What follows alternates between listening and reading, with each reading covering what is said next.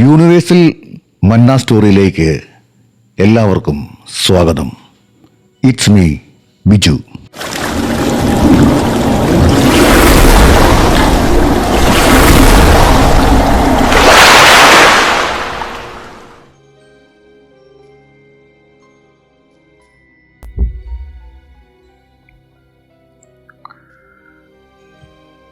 കടൽ പറഞ്ഞ കഥകളിലെ രാജകുമാരൻ. അറബിക്കടലിൻ്റെ ഉപ്പുകാറ്റേറ്റ് നൂറ്റാണ്ടുകളുടെ ചരിത്രം ഉറങ്ങുന്ന മണ്ണ്. ഇവിടുത്തെ തെരുവുകൾക്ക് പറയാൻ 1000 ഭാഷകളുണ്ട്. ചുവരുകൾക്ക് കാതുകളുണ്ട്.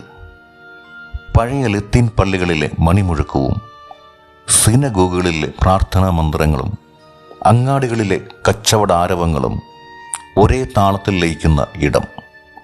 പോർച്ചുഗീസുകാരും ഡച്ചുകാരും ജൂതന്മാരും തങ്ങളുടെ കാൽപ്പാടുകൾ പതിപ്പിച്ചുപോയ ഈ ഗലികളിൽ ഇന്നും ചരിത്രം ഒരു നിഴലായി കൂടെയുണ്ട്. ഇഞ്ചിഗന്ധമുള്ള ഇടുങ്ങിയ ഇടവഴികൾ, ചായം പൂശിയ പഴയ കെട്ടിടങ്ങൾ, പിന്നെ പല ദേശങ്ങളിൽ നിന്നും ഈ മണ്ണിൻ്റെ മണമായി മാറിയ മനുഷ്യർ. ഇത് മട്ടാഞ്ചേരി, കൊച്ചിയുടെ ഹൃദയമിടിപ്പ്, ചരിത്രത്തിൻ്റെ താവളം, സംസ്കാരങ്ങളുടെ ചായക്കൂട്ടുകൾ ചേർത്ത് വെച്ച ഒരു ജീവനുള്ള ക്യാൻവാസ്. ഇത് മട്ടാഞ്ചേരിയാണ്. ഇവിടെ കാറ്റിന് സുഗന്ധവ്യഞ്ജനങ്ങളുടെ മണം മാത്രമല്ല, കട്ടൻ ചായയുടെയും വിയർപ്പിൻ്റെയും പിന്നെ ഫുട്ബോളിൻ്റെയും ഗന്ധമാണ്. ഇടുങ്ങിയ ഗലികളിൽ തട്ടിത്തെറിക്കുന്ന പന്തും തോളിൽ കൈയിട്ട് നടക്കുന്ന ചങ്കുകളും ഏത് പാതിരാത്രിയിലും ആർക്കും താങ്ങായി നിൽക്കുന്ന മനുഷ്യരും. ഇതാണ് മട്ടാഞ്ചേരി. ചരിത്രം ഇവിടെ മുത്തുമടക്കും. പോരാട്ടങ്ങൾ ഇവിടെ തുടങ്ങും. ഇതിഹാസങ്ങൾ പിറന്ന മണ്ണ്, സൗഹൃദങ്ങൾ പൂക്കുന്ന സ്വർഗം. അതെ, ഇതാണ് മട്ടാഞ്ചേരി.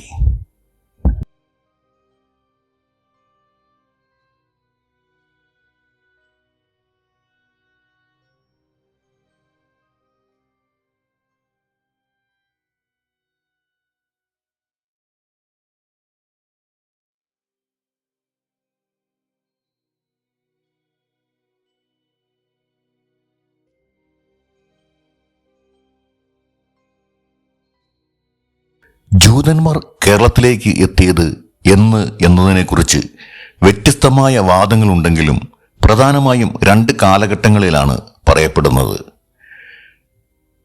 സോളമൻ രാജാവിൻ്റെ കാലത്ത് ഏകദേശം 2500 വർഷങ്ങൾക്ക് മുൻപ് സുഗന്ധവ്യഞ്ജന വ്യാപാരത്തിനായി അവർ കേരള തീരത്ത് എത്തിയിരുന്നു എന്ന് കരുതപ്പെടുന്നു. AD 70 ജെറുസലേമിലെ 2ാമത്തെ ദേവാലയം റോമാക്കാർ തകർത്തെറിഞ്ഞതിനെ തുടർന്ന് അഭയാർത്ഥികളായി ഒരു വലിയ വിഭാഗം ജൂതന്മാർ കൊടുങ്ങല്ലൂരിലെ അന്ന് മുസരീസ് എന്നറിയപ്പെട്ടിരുന്നു അസൂർ എന്ന സ്ഥലത്ത് കപ്പലിറങ്ങി. കേരളത്തിലെ രാജാക്കന്മാർ ജൂതന്മാരെ വെറും വ്യാപാരികളായിട്ടല്ല, മറിച്ച് തങ്ങളുടെ രാജ്യത്തിന്റെ ഭാഗമായിട്ടാണ് കണ്ടത്. ചേരമൻ പെരുമാൾ കൊടുങ്ങല്ലൂർ ഭരിച്ചിരുന്ന ചേരമൻ പെരുമാൾ ജൂതന്മാർക്ക് വലിയ പ്രാധാന്യം നൽകി. ജൂത നേതാവായ ജോസഫ് റബ്ബാന് രാജാവ് 5 വണ്ണം എന്ന പദവിയും 72 പ്രത്യേക അവകാശങ്ങളും നൽകി. കൊച്ചി രാജാവ് 1341 പെരിയാർ വെള്ളപ്പൊക്കത്തിൽ കൊടുങ്ങല്ലൂർ തുറമുഖം നശിച്ചപ്പോൾ ജൂതന്മാർ കൊച്ചിയിലേക്ക് മാറി. അന്ന് കൊച്ചി ഭരിച്ചിരുന്ന രാജാവ് അവരെ ഇരുകൈയും നീട്ടി സ്വീകരിച്ചു. തന്റെ കൊട്ടാരത്തിന് തൊട്ടടുത്ത് തന്നെ അവർക്ക് താമസിക്കുവാനുള്ള സ്ഥലവും ആരാധനാലയവും പണിയുവാനുള്ള സ്ഥലവും രാജാവ് വിട്ടു നൽകി. മട്ടാഞ്ചേരിയിലെ ജൂതരും കൊച്ചി രാജാവും തമ്മിലുള്ള ബന്ധം ലോകത്തിന് തന്നെ മാതൃകയാണ്.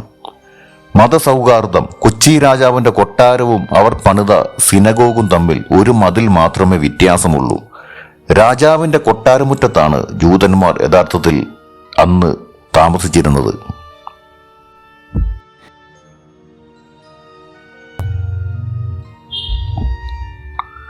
1560 ഈ സിനഗോഗ് നിർമ്മിച്ചത്. കോമൺവെൽത്ത് രാജ്യങ്ങളിൽ തന്നെ ഏറ്റവും പഴയ സിനഗോഗുകളിൽ ഒന്നാണ് ഇത്. പരദേശി എന്നാൽ വിദേശി എന്നാണല്ലോ അർത്ഥം. സ്പെയിൻ, ഹോളണ്ട് തുടങ്ങിയ യൂറോപ്യൻ രാജ്യങ്ങളിൽ നിന്നും വന്ന ജൂതന്മാർ നിർമ്മിച്ചതിനാലാണ് ഇതിന് പരദേശി സിനഗോഗ് എന്ന് പേര് വന്നത്. സിനഗോഗിന്റെ ഉൾഭാഗം സിനഗോഗിന്റെ ഉൾഭാഗം ചൈനീസ് ടൈലുകൾ തറയിൽ പാകിയിരിക്കുന്ന നീലയും വെള്ളയും നിറത്തിലുള്ള കൈകൊണ്ട് വരച്ച ടൈലുകൾ 18-ാം നൂറ്റാണ്ടിൽ ചൈനയിലെ കാന്റണിൽ നിന്നും കൊണ്ടുവന്നതാണ്. ഓരോ ടൈലും ഡിസൈനിൽ വ്യത്യസ്തമാണെന്നത് അത്ഭുതപ്പെടുത്തുന്ന ഒരു കാര്യമാണ്. ബെൽജിയൻ ഗ്ലാസ് വിളക്കുകൾ. ഹാളിന്റെ മുകളിൽ തൂക്കിയിട്ടിരിക്കുന്ന വർണ്ണാഭമായ ഗ്ലാസ് വിളക്കുകളും ഷാൻസിലിയറും 19-ാം നൂറ്റാണ്ടിൽ. ഓരോ ടൈലും ഡിസൈനിൽ വ്യത്യസ്തമാണെന്നത് അത്ഭുതപ്പെടുത്തുന്ന ഒരു കാര്യമാണ്. ബെൽജിയൻ ഗ്ലാസ് വിളക്കുകൾ. ഹാളിന്റെ മുകളിൽ തൂക്കിയിട്ടിരിക്കുന്ന വർണ്ണാഭമായ ഗ്ലാസ് വിളക്കുകളും ഷാൻലിയറുകളും 19-ാം നൂറ്റാണ്ടിൽ ബെൽജിയത്തിൽ നിന്നും ഇറക്കുമതി ചെയ്തതാണ്. 2 പൾപിറ്റുകൾ ഉണ്ട്. ഒന്ന് പ്രധാന ഹാളിന്റെ നടുവിലും മറ്റൊന്ന് ഗാലറിയിലുമാണ്. വിലമതിക്കാനാവാത്ത അമൂല്യ വസ്തുക്കൾ. ചെമ്പ് തകിടുകൾ. 19-ാം നൂറ്റാണ്ടിൽ കൊച്ചി രാജാവായിരുന്ന ഭാസ്കര രവിവർമ്മ ജൂത നേതാവായ ജോസഫ് റബ്ബാന് നൽകിയ പ്രത്യേക അവകാശങ്ങൾ രേഖപ്പെടുത്തിയ ചെമ്പ് തകിടുകൾ ഇവിടെ സൂക്ഷിച്ചിട്ടുണ്ട്. സ്വർണ്ണ കിരീടങ്ങൾ. ഇസ്രയേൽ രാജാക്കന്മാർ സമ്മാനിച്ച സ്വർണ്ണ കിരീടങ്ങളും തോറ ജൂതമത ഗ്രന്ഥ ചുരുളുകളും ഇവിടെയുണ്ട്. സിനഗോഗിനോട് ചേർന്ന് 1760 നിർമ്മിച്ച ക്ലോക്ക് ടവർ ഒരു പ്രധാന ലാൻഡ്മാർക്കാണ്. ഇതിന് 4 വശങ്ങളുണ്ട്. ഓരോ വശത്തും വ്യത്യസ്തമായ അക്കങ്ങളാണ് ഉപയോഗിച്ചിരിക്കുന്നത്. ഒരു കാലത്ത് ജൂതന്മാരുടെ ഉത്സവങ്ങൾക്കും കൊച്ചി രാജാവിന്റെ കൊട്ടാരത്തിലെ ആഘോഷങ്ങൾക്കും പരസ്പരം ആശംസകളും സമ്മാനങ്ങളും കൈമാറുന്ന ഒരു പതിവുണ്ടായിരുന്നു. മട്ടാഞ്ചേരിയിലെ ചരിത്രപ്രധാനമായ കൊച്ചി സിറ്റി പോലീസ് മ്യൂസിയം. ഈ മ്യൂസിയം പ്രവർത്തിക്കുന്നത് വെറും ഒരു കെട്ടിടത്തിലല്ല. ഇത് പഴയ കൊച്ചിൻ സ്റ്റേറ്റ് പോലീസ് സേനയുടെ ആസ്ഥാനമായിരുന്നു. വാസ്തുവിദ്യ. ഏകദേശം 100 വർഷത്തിലധികം പഴക്കമുള്ള ഈ കെട്ടിടം കേരളീയ ശൈലിയിലുള്ള മേൽക്കൂരയും വിശാലമായ വരാന്തകളും ഉള്ളതാണ്. Commissioner of police. പണ്ട് കൊച്ചിൻ പോലീസ് കമ്മീഷണറുടെ ഔദ്യോഗിക ഇരിപ്പിടമായിരുന്നു ഈ കെട്ടിടം. അതിനാൽ തന്നെ മട്ടാഞ്ചേരിയുടെയും ഫോർട്ട് കൊച്ചിയുടെയും ക്രമസമാധാന ചരിത്രം ഈ 4 ചുവരുകൾക്കുള്ളിലുണ്ട്. പഴയകാല ക്രൈം റെക്കോർഡുകൾ. 1900-ന്റെ തുടക്കത്തിൽ രേഖപ്പെടുത്തിയ യഥാർത്ഥ FIRകൾ ഇവിടെ കാണാം. അക്കാലത്തെ കുറ്റകൃത്യങ്ങളും അവ കൈകാര്യം ചെയ്ത രീതിയും ഇതിലൂടെ മനസ്സിലാക്കാം. യൂണിഫോമിന്റെ മാറ്റങ്ങൾ. ബ്രിട്ടീഷ് കാലഘട്ടത്തിലെ കൊച്ചി രാജഭരണകാലത്തെയും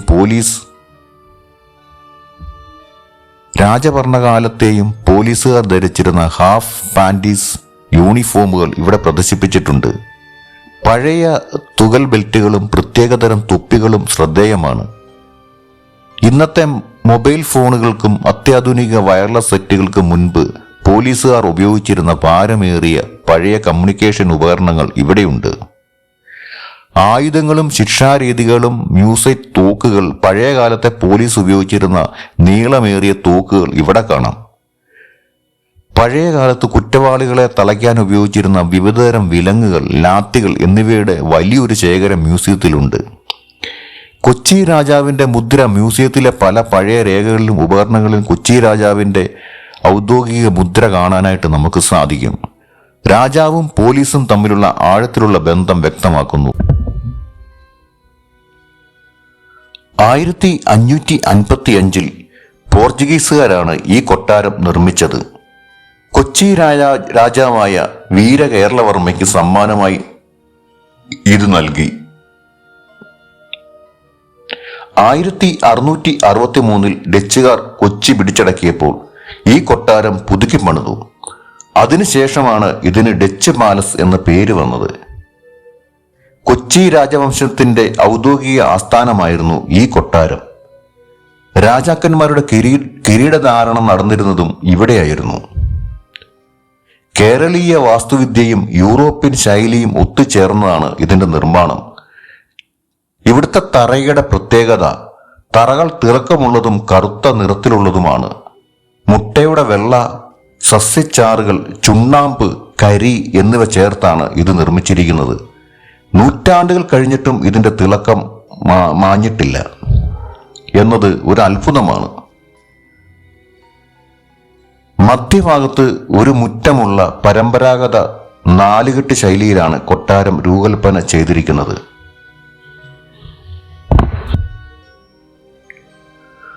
മുറ്റത്ത് കൊച്ചി രാജാവിന്റെ പരദേവതയായ പഴയന്നൂർ ഭഗവതിയുടെ ക്ഷേത്രവുമുണ്ട്. മട്ടാഞ്ചേരി കൊട്ടാരത്തെ ലോകപ്രസിദ്ധമാക്കുന്നത് അവിടുത്തെ ചുവർ ചിത്രങ്ങളാണ്. രാമായണ ചിത്രങ്ങൾ, രാജാവിന്റെ ശയനമുറിയിൽ രാമായണത്തിലെ കഥാസന്ദർഭങ്ങൾ വിവരിക്കുന്ന 48 പാനലുകളുണ്ട്. ഇവ 16-ാം നൂറ്റാണ്ടിൽ വരച്ചവയാണ്. കൃഷ്ണലീല, കുമാരസംഭവം തുടങ്ങിയ പുരാണ കഥകളും ഇവിടെ ദൃശ്യമാക്കിയിട്ടുണ്ട്. പ്രകൃതിദത്തമായ ചായങ്ങൾ ഉപയോഗിച്ച് വരച്ച ഈ ചിത്രങ്ങൾ ഇന്ത്യയിലെ തന്നെ ഏറ്റവും മികച്ച മ്യൂറൽ പെയിന്റുകളിൽ ഒന്നായി കണക്കാക്കപ്പെടുന്നു.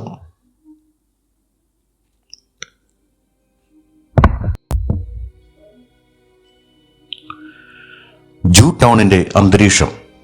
മട്ടാഞ്ചേരി സിനഗോഗിലേക്കുള്ള ഇടുങ്ങിയ പാതയാണ് ജൂ ടൗൺ. പഴയ കെട്ടിടങ്ങൾ, മരത്തിൽ തീർത്ത ജനലുകൾ, വർണ്ണാഭമായ ചുവരുകൾ എന്നിവയാണ് ഈ തെരുവ് ഒരു വിദേശ രാജ്യത്തെ അനുസ്മരിപ്പിക്കും. മണം. ഈ തെരുവിലൂടെ നടക്കുമ്പോൾ സുഗന്ധവ്യഞ്ജനങ്ങളുടെയും ഏലം, കുരുമുളക്, ഇഞ്ചി, പഴയ തടിയുടെയും ഒരു സമ്മിശ്ര ഗന്ധം നമുക്ക് അനുഭവപ്പെടും. ഇത് മട്ടാഞ്ചേരിയുടെ മറ്റൊരു അടയാളമാണ്. ആന്റിക് ഷോപ്പുകൾ. ലോകത്തിലെ തന്നെ ഏറ്റവും മികച്ച പുരാവസ്തു കേന്ദ്രങ്ങളിൽ ഒന്നാണിത്.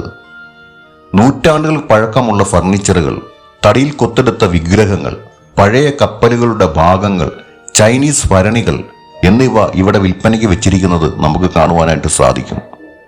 പല കടകളിലും ജൂതന്മാർ ഉപയോഗിച്ചിരുന്ന മെനോറകൾ, 7 ശാഖകളുള്ള വിളക്ക്, മതപരമായ ചിഹ്നങ്ങൾ. ഇന്ന് അവശേഷിക്കുന്ന ജൂതന്മാർ. ഒരു കാലത്ത് മട്ടാഞ്ചേരിയിൽ ആയിരക്കണക്കിന് ജൂതന്മാർ ഉണ്ടായിരുന്നു. എന്നാൽ ഇന്ന് ആ ചിത്രം പാടെ മാറി. ഇസ്രയേലിലേക്കുള്ള മടക്കം. 1948 ഇസ്രയേൽ രാജ്യം രൂപീകരിച്ചതോടുകൂടി മട്ടാഞ്ചേരിയിലെ ഭൂരിഭാഗം ജൂതന്മാരും അങ്ങോട്ട് കുടിയേറി. ഇതിനെ അലിയ എന്നാണ് വിളിക്കുന്നത്. ഇപ്പോഴത്തെ അവസ്ഥ, ഇന്ന് മട്ടാഞ്ചേരിയിൽ വിരലെണ്ണാവുന്ന ജൂതന്മാർ മാത്രമേ അവശേഷിക്കുന്നുള്ളൂ. ലോകപ്രസിദ്ധമായ പരദേശി സിനഗോഗിൽ പ്രാർത്ഥന നടത്താൻ പോലും ആവശ്യത്തിന് ആളുകൾ ഇല്ലാത്ത അവസ്ഥയാണ് ഇന്ന്. ഹിനി ഹലേവ. മട്ടാഞ്ചേരിയിലെ അവസാനത്തെ ജൂത സാന്നിധ്യങ്ങളിൽ ഒരാളായി കിനി ഹലേവയെ പോലുള്ളവർ അറിയപ്പെടുന്നു. ഇവർ ജൂ ടൗണിലെ ചരിത്രത്തിൽ ജീവിക്കുന്ന കണ്ണികളാണ്. അവരുടെ ഉത്സവങ്ങളെ ഹനൂക്ക, വെളിച്ചത്തിന്റെ ഉത്സവമായ ഹനൂക്ക സമയത്ത് സിനഗോഗിലും വീടുകളിലും വിളക്കുകൾ തെളിയിക്കുന്നത് മട്ടാഞ്ചേരിയിലെ മനോഹരമായ ഒരു സംഭവമായിരുന്നു. AD 70 ജെറുസലേമിലെ രണ്ടാമത്തെ ദേവാലയം തകർക്കപ്പെട്ടതിനെ തുടർന്ന് ജൂതന്മാർ കൊടുങ്ങല്ലൂരിൽ എത്തിയതും പിന്നീട് 1341 വെള്ളപ്പൊക്കത്തിന് ശേഷം കൊച്ചിയിലേക്ക് മാറിയതും ഈ ചിത്രങ്ങൾ വിവരിക്കുന്നു. രാജാവിന്റെ സംരക്ഷണം. കൊച്ചി രാജാവ് ജൂതന്മാർക്ക് ആരാധന സ്വാതന്ത്ര്യം നൽകിയതും കൊട്ടാരത്തിന് തൊട്ടടുത്ത് തന്നെ സിനഗോഗ് പണിയാൻ സ്ഥലം നൽകിയതും ചരിത്രത്തിലെ വലിയൊരു മതസൗഹാർദ്ദ മാതൃകയാണ്. ചിത്രങ്ങളിലെ വസ്ത്രധാരണ രീതികൾ ശ്രദ്ധിച്ചാൽ കേരളീയ സംസ്കാരവും വിദേശ സ്വാധീനവും എങ്ങനെയെല്ലാം ഇഴചേർന്നു എന്ന് മനസ്സിലാക്കാം. പുരാവസ്തു വകുപ്പിന്റെ കീഴിലുള്ള ഈ ചിത്രങ്ങൾ ക്യാമറയിൽ പകർത്താൻ പ്രത്യേക അനുമതി ആവശ്യമായി വരും. മട്ടാഞ്ചേരിയിലെ ഏറ്റവും വലിയ പ്രത്യേകത കൊച്ചി രാജാവിന്റെ കൊട്ടാരവും ജൂതന്മാരുടെ സിനഗോഗും ഒരു മതിലിന്റെ അപ്പുറവും ഇപ്പുറത്തുമായി സ്ഥിതി ചെയ്യുന്നു എന്നതാണ്.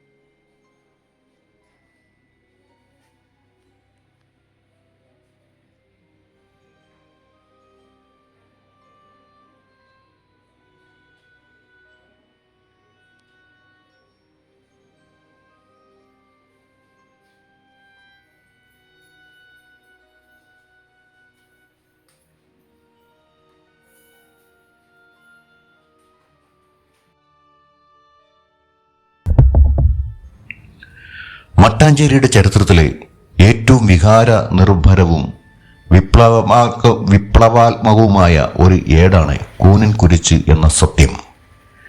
കേരളത്തിലെ ക്രൈസ്തവ ചരിത്രത്തെ മാറ്റിമറിച്ച ഈ സംഭവത്തെക്കുറിച്ച് നിങ്ങൾക്ക് അറിയാമോ? 1653 ജനുവരി 3 കേരളത്തിലെ പുരാതന ക്രൈസ്തവർ അഥവാ മർത്തോമ നസ്രാണികൾ തങ്ങളുടെ ആരാധന സ്വാതന്ത്ര്യത്തിനും പാരമ്പര്യത്തിലും പോർച്ചുഗീസുകാർ നടത്തുന്ന ഇടപാടുകളിൽ അസംതൃപ്തരായിരുന്നു. തങ്ങളുടെ ആത്മീയ നേതാവായ അകത്തുള്ള പിതാവിനെ പോർച്ചുഗീസുകാർ തടവിലാക്കി കപ്പൽ മാർഗം ഗോവയിലേക്ക് കൊണ്ടുപോയി എന്ന വാർത്ത പരന്നതോടെ നസ്രാണികൾ മട്ടാഞ്ചേരിയിൽ ഒത്തുകൂടി. കൂനൻ കുരിശ് എന്ന സത്യം തടവിലാക്കപ്പെട്ട പിതാവിനെ മോചിപ്പിക്കുവാൻ കഴിയില്ലെന്ന് ഉറപ്പായതോടുകൂടി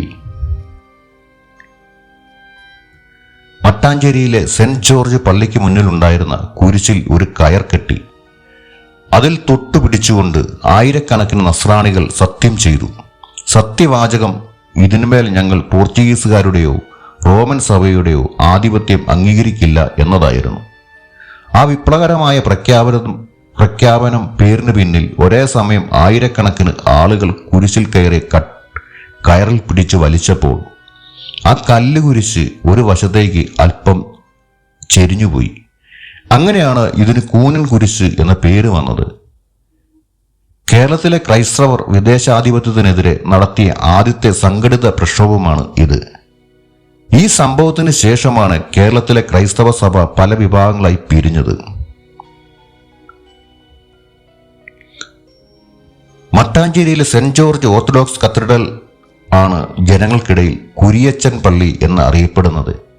കൂനൻ കുരിശ് സത്യം നടന്ന ചരിത്രപ്രധാനമായ ഇടം കൂടിയാണ് ഇത്.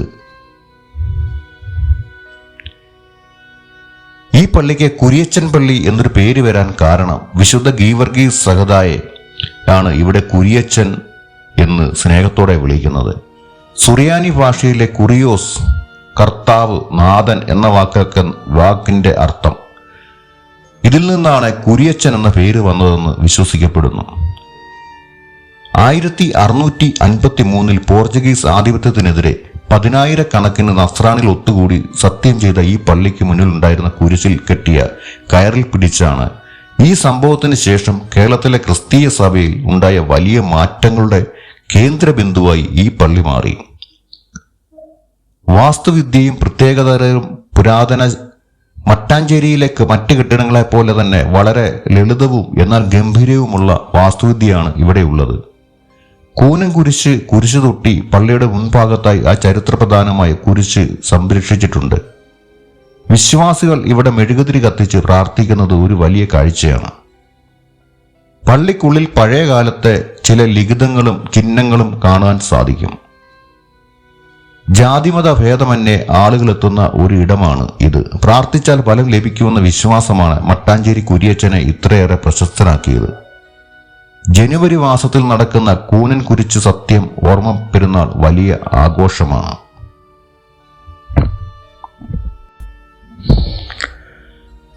തനിക്ക് ഇഷ്ടപ്പെടുന്നവർക്ക് വേണ്ടി എന്തും ചെയ്യുന്ന, എന്നാൽ തെറ്റ് ചെയ്താൽ ശിക്ഷിക്കുന്ന ഒരു വിചിത്ര സ്വഭാവക്കാരനായ വിശുദ്ധൻ എന്ന നിലയിലുള്ള നാടൻ സങ്കല്പമാണ് ഇത്. മട്ടാഞ്ചേരിയിലെ കറുത്ത നിഴൽ, കാപ്പരിമുത്തപ്പന്റെ നിഗൂഢത.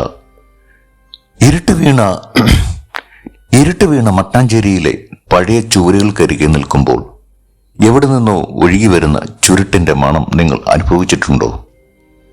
എങ്കിൽ ഉറപ്പിക്കാം, കാപ്പരിമുത്തപ്പൻ അവിടെ വന്നിട്ടുണ്ട്. നൂറ്റാണ്ടുകൾക്ക് മുൻപ് പോർച്ചുഗീസുകാർ തങ്ങളുടെ അളവറ്റ സ്വർണവും രത്നങ്ങളും മട്ടാഞ്ചേരിയിലെ വലിയ മതിലുകളിൽ ഒളിപ്പിച്ചു. പക്ഷേ ആ നിധിക്ക് കാവു നിൽക്കാൻ വിശ്വസ്തരായ മനുഷ്യരെ അവർക്ക് വേണമായിരുന്നു.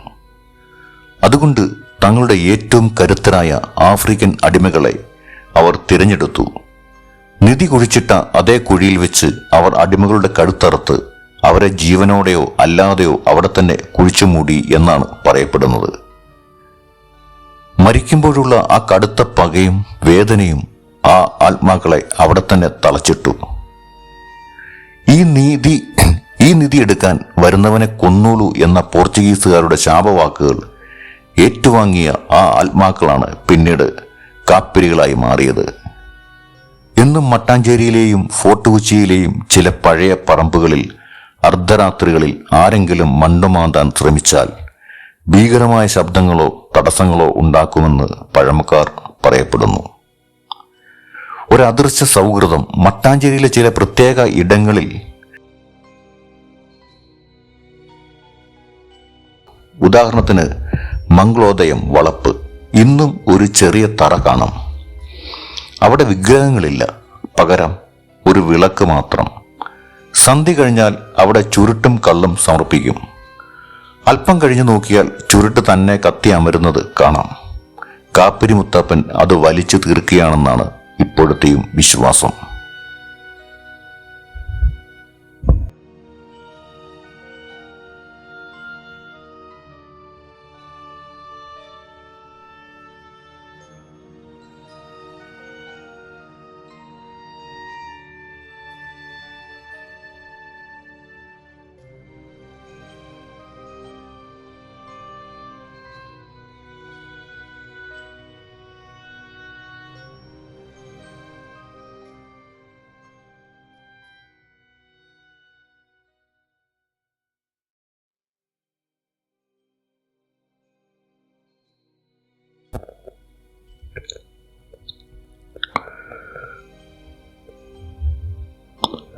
മട്ടാഞ്ചേരിയിലെ തിരക്കേറിയ തെരുവുകൾക്കിടയിൽ പെട്ടെന്ന് നമ്മളെ മറ്റൊരു കാലഘട്ടത്തിലേക്ക് കൊണ്ടുപോകുന്ന ഒരു അത്ഭുതമാണ് ജൂത ശ്മശാനം.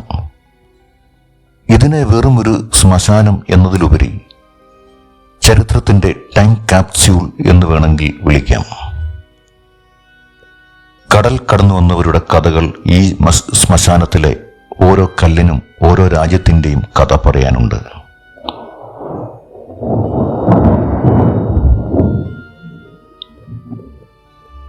സ്പെയിൻ, പോർച്ചുഗൽ, ഹോളണ്ട് തുടങ്ങിയ രാജ്യങ്ങളിൽ നിന്നുള്ള പീഡനങ്ങൾ ഭയന്ന് കേരളത്തിലെത്തിയ പരദേശി ജൂതന്മാരുടെ അന്ത്യവിശ്രമ കേന്ദ്രമാണിത്.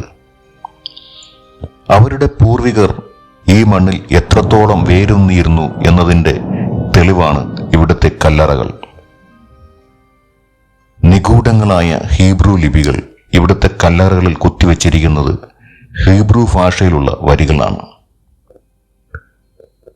മരിച്ച വ്യക്തിയുടെ പേരും തീയതിയും മാത്രമല്ല, അവർ ഈ ലോകത്തോട് വിട പറയുമ്പോൾ അവശേഷിപ്പിച്ച സന്ദേശങ്ങളും അതിലുണ്ട്. പായൽ പിടിച്ചു തുടങ്ങിയ ഈ ലിപികൾക്ക് ഒരു പ്രത്യേക ഭംഗിയും ഒപ്പം ഒരു നിഗൂഢതയും ഉണ്ട്. സാധാരണ ശ്മശാനങ്ങളിൽ നിന്നും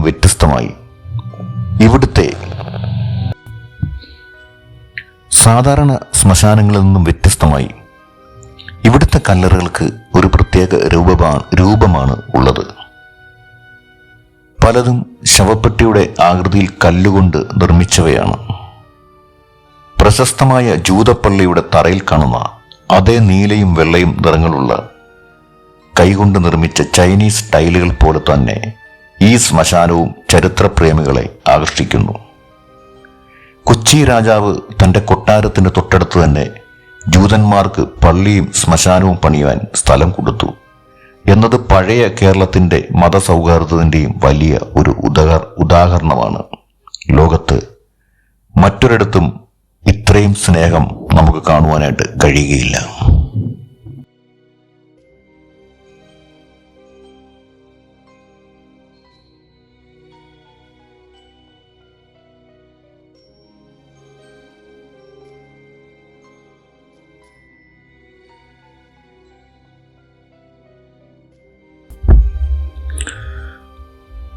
മട്ടാഞ്ചേരിയുടെ ചരിത്രവും സംസ്കാരവും പൂർണ്ണമാകണമെങ്കിൽ അവിടുത്തെ രുചികളെയും പഴയ ചായക്കടകളെയും കുറിച്ച് കൂടി പറയണം.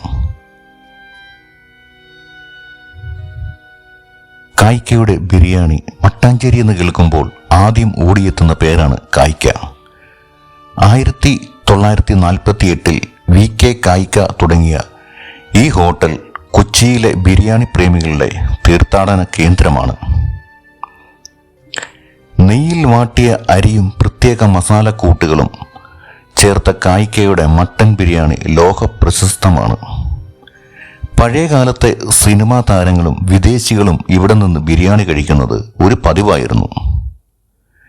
മട്ടാഞ്ചേരിയുടെ സാംസ്കാരിക വൈവിധ്യം ഏറ്റവും കൂടുതൽ കാണാൻ കഴിയുന്നത് ഇവിടുത്തെ ഗുജറാത്തി തെരുവിലാണ്. വൈകുന്നേരങ്ങളിൽ ഇവിടെ ലഭിക്കുന്ന ചൂട് ജിലേബിയും ഫഫ്ഡയും മട്ടാഞ്ചേരിയുടെ പ്രത്യേകതയാണ്. സുലൈമാനി ചെറിയ ഗ്ലാസുകളിൽ ലഭിക്കുന്ന നാരങ്ങയിട്ട കട്ടൻ ചായ കുടിച്ച് ജൂ ടൗണിലൂടെ നടക്കുന്നത് ഒരു പ്രത്യേക അനുഭവമാണ്. ശാന്തിലാലിൻ്റെ മിഠായിവാല പതിറ്റാണ്ടുകളായി മട്ടാഞ്ചേരിയിൽ മധുരം വിളമ്പുന്ന ഇടമാണ് ഇത്. ഗുജറാത്തി മധുരപലഹാരങ്ങൾക്കും ലസ്സിക്കും ഇന്നും ഇവിടെ തിരക്കാണ്. പപ്പുവിൻ്റെ ചായക്കട. മട്ടാഞ്ചേരിയുടെ പഴയ കാലത്ത് ചായക്കടകളെ കുറിച്ച് പറയുമ്പോൾ പപ്പുവിൻ്റെ കടയെപ്പോലുള്ള ഇടങ്ങൾ പ്രധാനമാണ്. തൊഴിലാളികളും വ്യാപാരികളും ഒത്തുകൂടി നാട്ടുകാരും പറഞ്ഞിരിക്കുന്ന ഇത്തരം ഇടങ്ങൾ മട്ടാഞ്ചേരിയുടെ രാഷ്ട്രീയ സാമൂഹിക ചരിത്രത്തിൻ്റെ ഭാഗമാണ്.